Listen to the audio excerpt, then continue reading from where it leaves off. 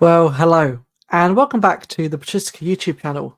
Today, I'm all on my own, and I just want to apologise for the last couple of weeks where we haven't had any videos. And as I mentioned in a short that I did last week, the reason for that is because we've had lots of busyness and family life gets in the way. You all know how it is. But we hope to return to normal programming in the next few weeks. Just wanted to do a little video today on a couple of things. Firstly, a bit about Marcus and I and our time at the International Patristics Conference at Oxford University. We went 3 weeks ago by the time this video is released, and it was my first time at the conference. And I cannot encourage you enough, if you're in the area, to go in 2027, which is when the next one will be held. It was a great opportunity to meet so many of the colleagues who I have read the books of, the articles, etc., for so many years. And then you meet them all in one place, they're standing before you. And part of me was a little bit starstruck, if that's the right term, to see some of these amazing big names who, for so long, had just been print on paper. While we were there, it was my hope to record several podcasts in person, but for time restraints and for room issues, it just wasn't viable. However, one bit of good news is I have got lots of emails of really exciting scholars, both established and up and coming, who are going to come and share their work with you. And it's going to be an opportunity, I think, for you to have access to a wider range of scholars and see how some of the more established figures, but also how some of the new upcoming figures go about their work. So I'm really looking forward to interviewing all of them and chatting to them and hopefully asking them the incisive questions that matter. And now, like a good radio presenter, I want to create a seamless segue into the main topic of today's video by showing you a previous volume of Studia Patristica, one of the influences for the name of this podcast. The Studia Patristica Journal is published by Peters, which is in Leuven, and edited at least for the last few years, by Marcus Vincent, but this year by myself alongside Marcus. And the publication basically gives you access to all of the papers that were given, unless they choose not to submit them, by the wonderful scholars who were at the conference. And so this particular one was from the 2019 conference, which was the last one before COVID happened, and 2024 is the first return of the conference. And over the next couple of years, these will be published with Peters and give access for people to read these articles. Now, the Stupatriska set is very, very expensive, but it's one of the things that I want to introduce our viewers to, as today I want to take a look at some of the reading from various different parts of New Testament and early Christian studies that has influenced my scholarship, and I highly recommend you go and read as well. And one of the really key parts to becoming a good scholar, a good researcher, whether you pursue it professionally or not, right? I think one of the things that I often see is that people who aren't in academic jobs or don't do it full time say, "Well, I'm just a lay person or I'm not a scholar." That's nonsense. Look, if you're researching and you're researching diligently and well and with all the right tools, then of course you can find hopefully the same things that we can. And journals are a really big part of the research process that we have, because so often, rather than like books, which can produce big topics and cover a wide range of issues, articles tend to focus on a smaller, narrower piece of information to really get into the deep nitty gritty of what's going on with a certain topic or theme. And there are lots of easy articles to access out there, for example, on JSTOR, though I appreciate that also costs some money.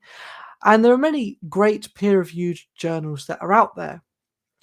Another one that I want to draw your attention to is the Journal of Early Christian Studies. And this, similar to Studio Patristica, is also attached to a conference, namely the NAPS conference, or the North American Patristics Society.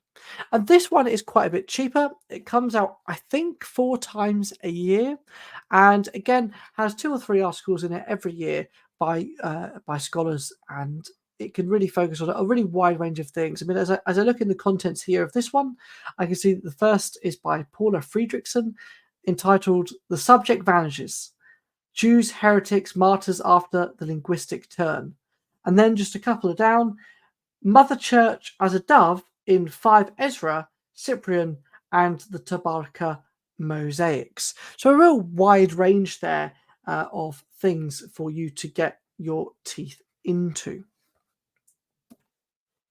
However, I appreciate that for most people, the price range of these journals out is out of their price range, right? They can't afford it. And I totally understand that.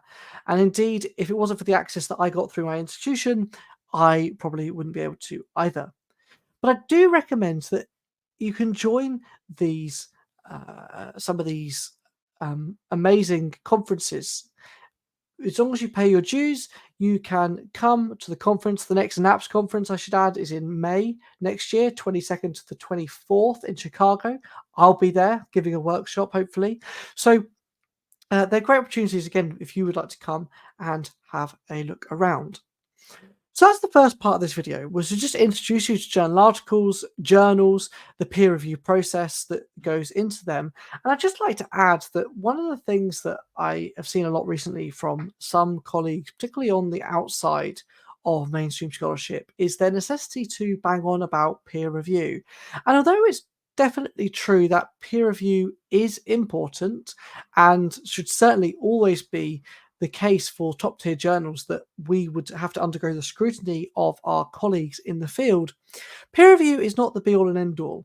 And in fact, much of the work that's criticised by fringe scholars who claim the greatness of their work because of peer review, the things they criticise are also peer reviewed. So never let peer review put you off scrutiny and criticism of an article, and do not believe for 1 second that peer review makes something infallible. It does not.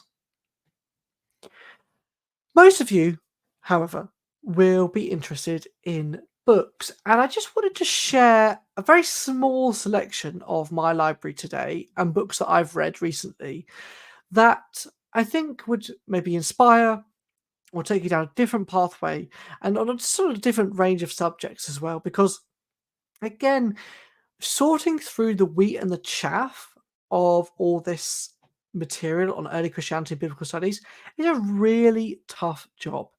There are millions of books, it would seem, on the Gospel of John or on the Book of Romans, or indeed even one verse has been poured over by several books. Or one verse poured over by several books. And so I just thought I'd give you a bit of guidance, maybe, and take of it what you will, on what I've been reading over the past 10 years in my journey in scholarship and what's inspired me, but also what I've been reading recently that's really challenged me and opened me up to new scholarship. One of the key things about reading books that in the scholarly universe is that they help you broaden your horizons, stop you living in an echo chamber, and read what the new cutting edge scholarship is. If I may, I'd like to start almost with a chronology, not of the year the books came out, but rather the books as when I encountered them as a lowly undergrad, and then a master's student, and then later as a PhD student.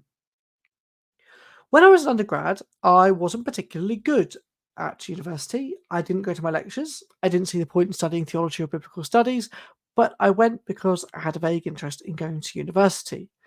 And while I was there, we were offered the opportunity to learn Greek. And we used the very famous Duff book, which I have here, Elements of New Testament Greek by Jeremy Duff. And this book, in so many ways, is a good introduction to the Greek language and is quite easy to work through. And I think for most people who are doing Greek on a lay basis, would really, really benefit from that book. However, as I've moved and transitioned into teaching, a book that I found more helpful is Basics of Biblical Greek Grammar by William Montz. And you can see here that both the size and the depth of the books is quite different. And indeed, this book is a far more in depth journey through the Greek language, and one that I would highly recommend for those who really want to get a bit deeper into the language. And just as a side note, for those of you who are bothered by this, William Montz is actually a Christian, and he does make clear in his introduction that one of the reasons he wants people to learn Greek is so they can read their Bible. And so, although it's a fantastic book, I know some people get upset about Christians wanting people to read Christian material. Make of that what you will. Either way, it's a great book for learning Greek. And indeed, there's also another book with it called by the same name, Basics of Biblical Greek, which I'm struggling to get out here, which is a workbook to have alongside it, which again is really helpful. So that was the first sort of books I came into contact with. Once I felt like I needed through pure necessity. You can't learn Koine Greek just by listening to a lecture or hoping it goes in. They were the two books that really began my interest. And I suppose it was with Greek that I thought, wow, this New Testament business is actually really interesting, because this language that no one speaks anymore is what it's written in. And I thought it'd be good bragging rights to say that I learned it. And I told people often when I was younger that I did know Koine Greek. And as I went on, I couldn't have been more appreciative of the skills that it taught me, both in how to learn a language, but in also how to think more critically about texts that are translated, and worry about how the NIV versus the RSV versus the NKJV might interpret and therefore make a translation in different ways depending on what they see. Now, before I move on to the next book that really impacted me, I just want to draw your attentions to other language books for those of you who are interested in that sort of thing. The first being this little Latin book called Teach Yourself Latin by F. Kinchin Smith. It's a really great little book that's quite old now, but it's also relatively cheap for what it is, that will teach you good Latin. And also this book on Syriac by Stephen C. Hallam. It's a fantastic book that takes you through the basics of classical Syriac, and is really, really helpful. So returning back then to my journey of books, it wasn't until my master's at King's College that I really started to think about the subject more deeply and which area I wanted to specialize in. And before I came to early Christianity, and before I came to Marcion and Ignatius, etc., which was in my second semester at King's College, I came across in a module called Chaos in Cosmology with Professor Paul Joyce this little book, which I've mentioned on the channel before, called Temple Theology, an introduction by Margaret Barker. And I was really struck by this book because it told me so many really important things about the background and the context from which the New Testament sprung up in, that I'd never really heard in a New Testament seminar. Indeed, it takes you through so much of both the first and the second temple, what it means or meant to the people at the time, in such a succinct and easy manner. As you can see, it's not a thick book, it really is just an introduction. And it was one of the easiest things to grasp I've ever read. And indeed, it led me to more Margaret Barker books. And she was a fantastic scholar who I know has been on Jacob Burma's channel, History Valley, giving her 2 cents over there. She's an amazing author and a great woman. But this is the book that really sparked me off into learning about early Christianity, and indeed the temple and Judaism. The next book that really struck me, I'm going to share here because I can't quite find it, was a book by Morna Hooker called The Son of Man in Mark. And this went on to be my master's dissertation. How was the Son of Man figure in Judaism, in places like Enoch, Daniel 7, etc., used in the Gospel of Mark? How was this figure understood? And she takes you through really well many of the historic elements of this name or title, the Son of Man, both through the canon, the Christian canon, the Daniel 7. There was one of the ancient days, and one the Son of Man came and approached him and was endowed with glory and honor, etc. But she also takes you through some of the extra material that many of us are so often not aware of.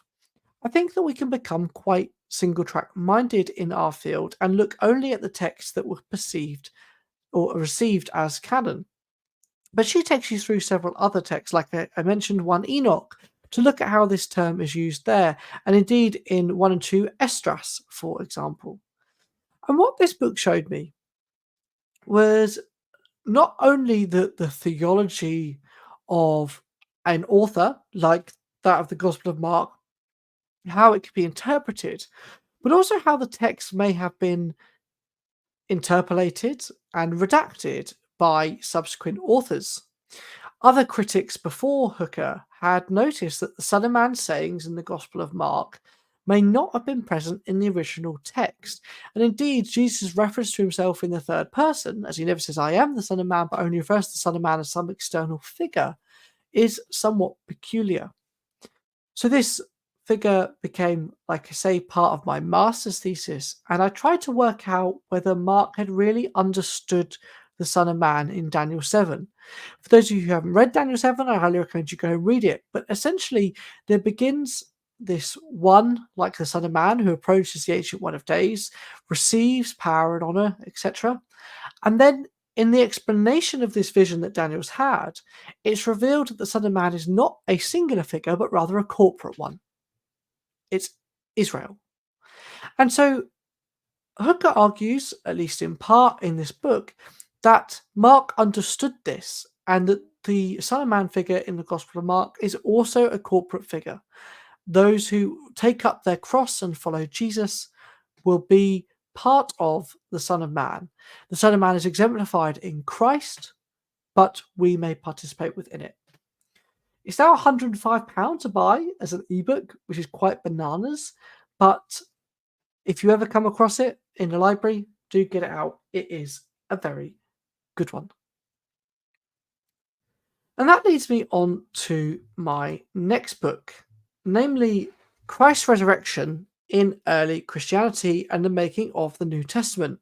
Regular viewers should be well aware of this book, as it was written by our co-host Marcus Vincent. And this book, in so many ways, actually is the root cause of this podcast and Marcus's work. Indeed, it was while he was writing this book, looking for the resurrection in early Christianity, that he began to ask the question, where is the resurrection in early Christianity, and what exactly has happened to it as it's now disappeared? From the New Testament, where it's present, to the Apostolic Fathers, where it is less so. And it was here, I think, that we began to realise, or he began to realise, as I was only doing my GCSEs when this book was written, when I was 14, 15, that it's only with Marcion that the resurrection really begins to explode.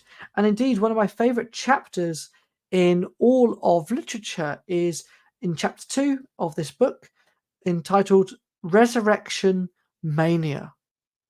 It's the return of the resurrection and Paul's belief in the resurrection after Marcion and how that changed in the reception of the resurrection. I think he should have called it the Anastasis Party as a better title, but I've already named one of my chapters in my book that, so it's now taken. This book, I think, is also really important for understanding some of the important elements of early Christianity and indeed the lack of the resurrection within it. It's, I think, one of the most groundbreaking books for that reason. While I was with Marcus writing my dissertation, he introduced me to another book, namely Writing the History of Early Christianity. And this book was, at the time, not published. Forgive the typing there, I was just getting it up here to show you. Also, not a cheap one, I'm afraid. But this book here, Writing the History of Early Christianity from Reception to Retrospection, was a book, like I say, that I had access to before it was published. While I was sitting in a very normal lecture by Marcus on the epistles of Ignatius of Antioch, he told us about the short recension, which to you as viewers of Patristica will seem, well, yes, of course, we all know about the short recension, it's very obvious. But to a 25, 6-year-old at the time, it was very, very not obvious. Indeed, many textbooks and commentaries had never even mentioned such a text. And therefore, to my mind, it was mind-blowing. And it was in this book, Writing the History of Early Christianity, that Vincent began to open the question again of the Ignatian epistles and say, whoa, whoa, whoa. The middle recension shows so many signs of being an interpolation, and the short recension shows so many signs of not being a redaction. And indeed, the same methodology used to prove that the middle came before the long recension, I can impose too to show the short comes before the middle. Not only that, this book was also fantastic because it brought a new methodology from reception to retrospection. Rather than moving forward through text, we took a glimpse of where we were or where a certain author was and looked back, providing a different scope, a different lens through which we could understand Christian and other texts. And this book, I suppose, in many ways, this one changed the future of Marcionite study and inspired the podcast. But I think without this book, Writing the History of Early Christianity, I probably never would have done a PhD, and I also probably never would have done it with Marcus. None of this would be here. So in terms of my own personal career, that book is quite special, I suppose. I then begin my PhD, and what a pleasure it was. And while researching in the research phase, which for a PhD student is usually the first sort of 12 to 16 months, I came across this absolutely great book by a friend who you would have seen a picture of recently on the channel, Professor Alan Brent, entitled Ignatius of Antioch and the Second Sophistic, a study of an early Christian transformation of pagan culture. Again, another really bargain price, £127.52 per pop. This book, in many ways, brought me back to this one, not because of any of the content particularly, but because it reminded me of the importance of knowing the history of the wider culture and not just looking at the text itself. In this book, Professor Brent shows that much of the middle recension of Ignatius of Antioch is steeped in Second Sophistic vocabulary, style, themes, motif, etc. And his student, John Paul Lotz, who did a PhD under Alan, also produced a book on homonoia and similar Second Sophistic themes in Ignatius. And what Alan did so well in this book was prove to my mind beyond reasonable doubt that the middle recension was written in the milieu or in the backcloth of this second century, Second Sophistic pagan culture. The author was aware of so much of, for example, the Greek city-states of Asia Minor, as it says here just in the bibliography, and the culture and background of the empress cult, Greek rituals, etc. And Ignatius, in the middle recension, adopts these to aid his own ends. Importantly, I think, for me as well, is that I showed that in the short recension, none of this exists. This Second Sophistic business is entirely absent. And again, it provided one of the many ammunitions for me in that endeavour. So not only did it remind me again of what Margaret Barker had once taught me, you must learn the surrounding history to the text, especially non-Christian history, because it is influenced Christian literature so much. But also it showed me that the Second Sophistic business was actually really takes off after Ignatius dies, if we are to believe he dies around 110, that the middle recension actually truly is a work of the late 2nd century, and the short recension is not. So, fantastic book from Alan, and as a last maybe pointer from that, it reminds me as well of the importance of studying texts, even though they might not be the earliest. I think so often we can become quite elitist and say, well, why are you studying the long recension? It's not the original recension of Ignatius. Yeah, it's not the authentic recension of Ignatius. Yeah, that's true. But it tells us something about the author who's written the long recension, the time period they find themselves in, the culture, the questions, theology, the practices of that text, that author of that text. And so, even though people still complain to me, why is everyone still researching the New Testament? Okay, it has been dragged over quite a lot, but we don't just throw the baby out with the bathwater. This is still an early text. For example, if we look at the Gospel of Matthew, still an early text, one that we still need to look at. So much, I think, still needs to be done on these texts, irrespective of their dating. So big props to Alan, and a big, a really good name in the field, and a lovely, lovely gentleman to boot. Having dinner with him and Marcus at the Super Patristical Conference as 3 generations of Ignatius scholarship was one of the greatest privileges of my entire life. So now I bring you up to more recent times, and I just have 4 more books to show you, and they're all from the same series. The first is from someone we had on not too long ago, namely Sean Wilhite, who wrote this amazing commentary and introduction to the Didache.